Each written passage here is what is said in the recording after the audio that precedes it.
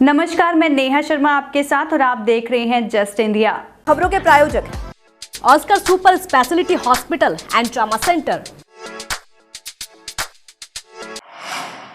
कभी हरियाणा में बीजेपी के 2 विधायक हुआ करते जिनमें विज भी रहे।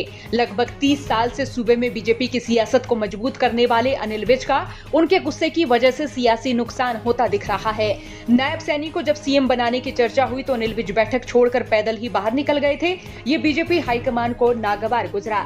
बीजेपी हाईकमान का मानना है कि ऐसा करके विज ने पार्टी का अपमान किया है और पार्टी की जगहसाई कराई है।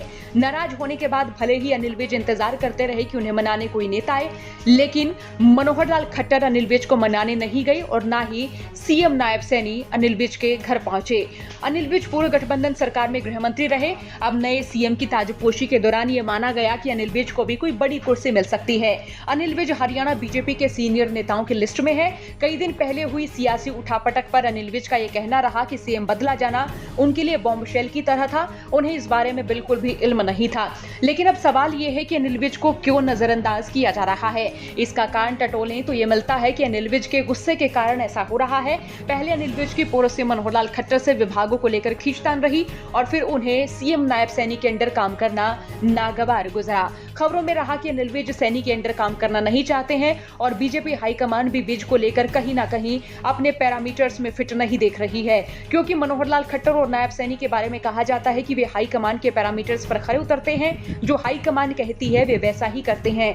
लेकिन अनिल विज के तीखे तेवरों और बयानों और मखौली अंदाज को देखते हुए हाईकमान कॉन्फिडेंस में नहीं दिखती है। इसलिए कह सकते हैं कि बीजेपी हाईकमान अनिल विज को नजरअंदाज कर रही है। अब अंबाला से आम आदमी पार्टी छोड़कर कांग्रेस में गई चित्रा सरवारा उनके क्षेत्र में लगातार एक्टिव नजर आ रही हैं। अपने एरिया में अपनी मजबूत दारोमदारी के लिए अनिल विज चाहते थे कि उन्हें मंत्री बना दिया जाए, जिससे उनके दबदबे में बढ़ोतरी हो। लेकिन अब लग रहा है कि विज का सियासी करियर उनकी गुस्से की वजह से डावाडोल हो सकता है। चित्रा सरवारा पूरे दारोमदार से दावेदारी ठोककर अनिल विज की मुश्किलें भी बढ़ाती नजर आ सकती हैं। तो कह सकते हैं कि साल 2024 अनिल विज की सियासत का एक अहम साल है। इधर से चित्रा सरवारा अनिल विज को चुनौती दे रही हैं, तो इधर अनिल विज का गुस्सा उनके लिए चुनौती बनता नजर आ रहा है। अनिल विज को लेकर बीजेपी हाईकमान भी फिलहाल नाराज सी नजर आ रही है। अब देखते हैं सियासी गलियारों में क्या कुछ अपडेट मिलती। आज विभागों का जो वितरण हुआ है उसके बाद ये फॉर्मल पहली कैबिनेट की बैठक वो बुलाई गई है और इस बैठक के अंदर सभी मंत्रीगण ने सर्वसम्मत एक प्रस्ताव पास किया है कि प्रदेशवासियों को होली की बहुत बहुत शुभकामनाएं। ये महापर्व सभी के लिए मंगलमय हो और हरियाणा प्रदेश विकास में लगातार आगे बढ़े। जो आदरणीय मनोहर लाल जी ने जो काम शुरू किए थे उन कामों को मजबूती से आगे बढ़ाते हुए हर व्यक्ति तक सरकार की योजना पहुँचे, लाभ पहुँचे, उसको लेकर के होली महापर्व की सभी को बहुत बहुत शुभकामनाएं और बधाई दी है।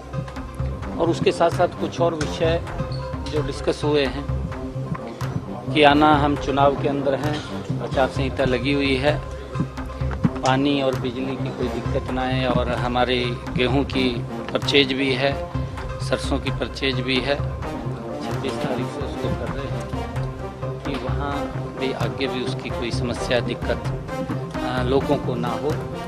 हमारे मंत्रीगण ने पीछे भी अच्छे काम किए हैं और आगे भी सभी अच्छा काम करेंगे। और हमने पूरा का पूरा एजेंडा, क्योंकि 4 तारीख को कोड ऑफ कंडक्ट कटेगा, उसके बाद 95 डेज़ हमारे पास हैं और 95 डेज़ का हमने पूरा का पूरा रोड मैप तैयार किया है।